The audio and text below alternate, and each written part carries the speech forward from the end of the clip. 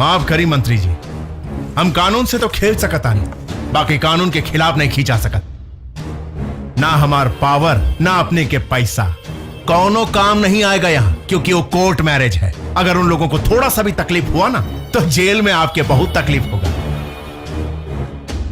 अगर अपने ओकनी के कुछ करे के सोचे तानी नो तो कानून राउर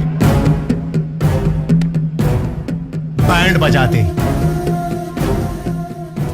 आई एम सॉरी, हमरा खातिर और ही कोनो काम हो की तो याद करें। चलता नहीं, जयराम जी का।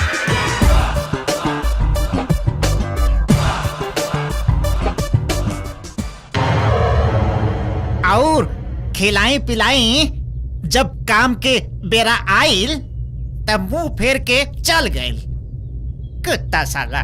अरे चुप साला, उठी के कौके गइल बा।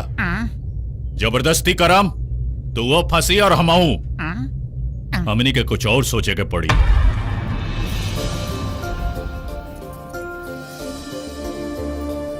ना हाथ से माई की रोटी बना के खियाए।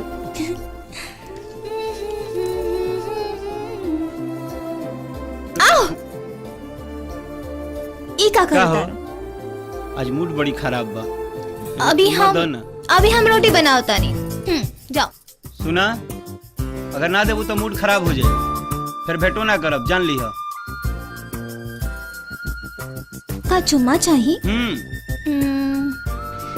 माई देख ली तो? बड़ा ना माई के फेरत। अच्छा, तो आग बंद करा ना। अभी चुम्मा देता है।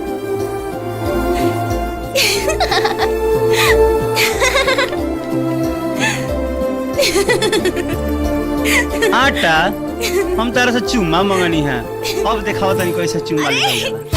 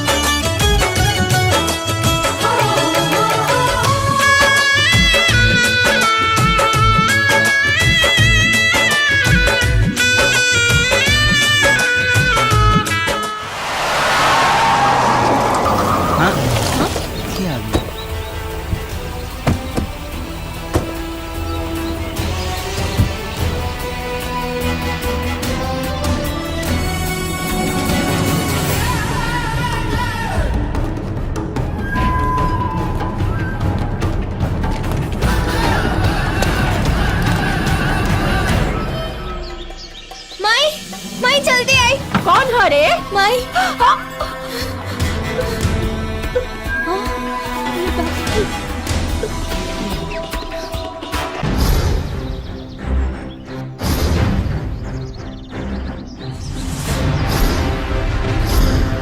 बाबूजी, माई,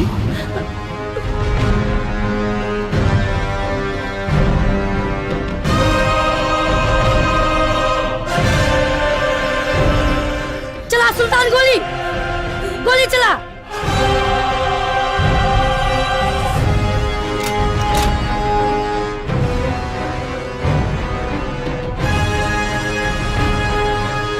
एकरा तो